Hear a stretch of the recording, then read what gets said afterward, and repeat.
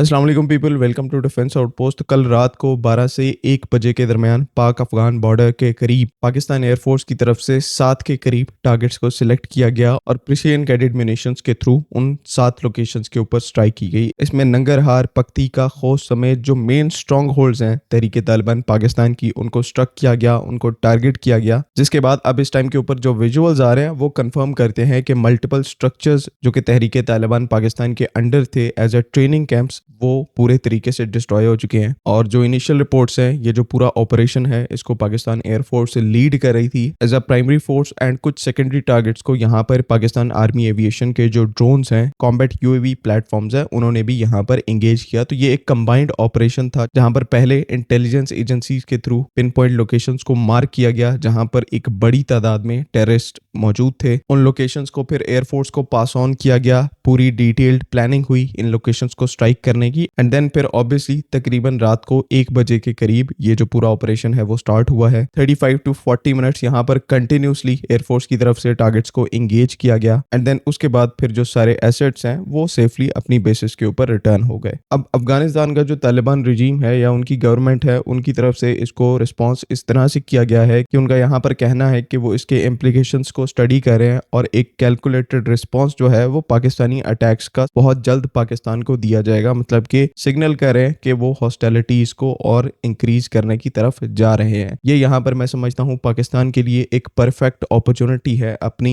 जो kinetic capability utilisation है उसकी विंडो को इंक्रीज करने की, जिसके थ्रू एक इफेक्टिव और सस्टेन्ड एरियल बॉम्बिंग कैंपेन को लॉन्च किया जा सकता है। और इसी कैंपेन के थ्रू फिर डीप इनसाइड अफगानिस्तान जो भी टीटीपी का इंफ्रास्ट्रक्चर है, टीटीए का जो इंफ्रास्ट्रक्चर है जो पाकिस्तान में टेररिज्म को सपोर्ट कर रहा है, इन सब को टारगेट किया जाए और इनका जो नर्वस सिस्टम है कुछ ही महीने पहले जिस तरह से हमने हिट किया था दोबारा से उसको हिट करने की जरूरत है। यहाँ पर सबसे इंपॉर्टेंट पॉइंट जो है वो सस्टेन्ड बॉम्बिंग कैंपेन का है। हमें सस्टेन्ड तरीके से इन एक्ट्स को कैरी आउट करना है। अगर हम कल रात की स्ट्राइक के बाद दोबारा से यहाँ पर एक ब्रेक ले लेते हैं तो मैं समझता हूँ कि इस चीज का कोई वर्चुअली यहाँ पर कोई फायदा नहीं है। दोबारा से हमारी फोर्सेस के ऊपर अटैक्स होंगे, दोबारा से हमारे जो सोल्जर्स हैं वो शहीद होंगे और दोबारा से हम फिर एक रिएक्टिव मोड में आ जाएंगे। अभी यहाँ पर एक परफेक्ट टाइम भी है और परफेक्ट अपॉर्चुनिटी भी है। अफगान तालिबान आपके अगेंस्ट में कुछ करने की कोशिश करने जा रहे हैं, उसको यहाँ पर सेंटर पॉइंट बनाकर इनके अगेंस्ट में आप एक और बड़ा रिस्पॉन्स जनरेट कर सकते हैं, जिसको करना चाहिए। हमारे शहीदों की लिस्ट इतनी छोटी नहीं है कि 7 टारगेट्स को एक रात में इंगेज करने के बाद हमारा जो बदला है वो पूरा हो गया है। इवन जब तक हम ऐसे तकरीबन 700 टारगेट्स को और इंगेज नहीं कर लेते, उनको खत्म नहीं कर देते, उनको सप्रेस नहीं कर देते, हम किसी भी मीनिंगफुल एडवांटेज के ऊपर नहीं पहुंच पाएंगे। तो अब जो एक पाथ हम दोबारा से इनिशिएट कर चुके हैं, इसको सस्टेन्ड वे के अंदर चलाना, आगे बढ़ाना, ये सबसे इंपॉर्टेंट चीज है यहाँ पर। सो लेट्स सी कि इससे रिलेटेड जो है वो क्या डेवलपमेंट होती है। बाकी एक और इंपॉर्टेंट अपडेट जो यहाँ पर देना काफी इंपॉर्टेंट है, तकरीबन कुछ ही टाइम पहले एक न्यूज आई थी कि 7 पाकिस्तान के जो सोल्जर्स हैं उनको BLA यानी कि बलोच लिबरेशन आर्मी की तरफ से कैप्चर कर लिया गया है और उन्होंने 7 दिन का अल्टीमेटम दिया है कि हमारे साथ प्रिजनर एक्सचेंज किया जाए, नहीं तो हम यहाँ पर इन सोल्जर्स को एग्जीक्यूट कर देंगे। आप में से कई लोग कमेंट्स में भी काफी ज्यादा कंसर्न थे कि उन 7 सोल्जर्स से रिलेटेड हमें कोई न्यूज प्रोवाइड की जाए, लेकिन ये मामला थोड़ा सेंसिटिव था तो उस टाइम के ऊपर हम इस पर कुछ भी आपके साथ शेयर नहीं कर पाए। सबसे पहले तो ये जो चीज कंफर्म करता चलूं कि कोई कुछ भी कहे, कोई पाकिस्तान का हैंडल कोई कहता है, कोई कुछ कहता है, ये सोल्जर्स जो है ये AI नहीं है। ये एक्चुअल में जो 7 सोल्जर्स पाकिस्तान आर्मी के, ये एक्चुअली में BLA की तरफ से इनको कैप्चर किया गया है, अगवा किया गया है, आप यहाँ पर कह सकते हैं, जब ये सारे छुट्टी पर जा रहे थे। और जो इस टाइम के ऊपर स्टोरीज चल रही हैं कि इन्होंने सरेंडर कर दिया, ऐसी कोई बात नहीं है। ये जो 7 सोल्जर्स हैं ये छुट्टी पर जा रहे थे जब BLA ने इनको इनकी जो बस है जिसके ऊपर ये ट्रेवल कर रहे थे उससे उतार कर इनको कैप्चर किया। अनआर्म्ड और ऑफ ड्यूटी सोल्जर जो है वो फिर इनके सामने क्या ही करता। खैर इन 7 सोल्जर्स को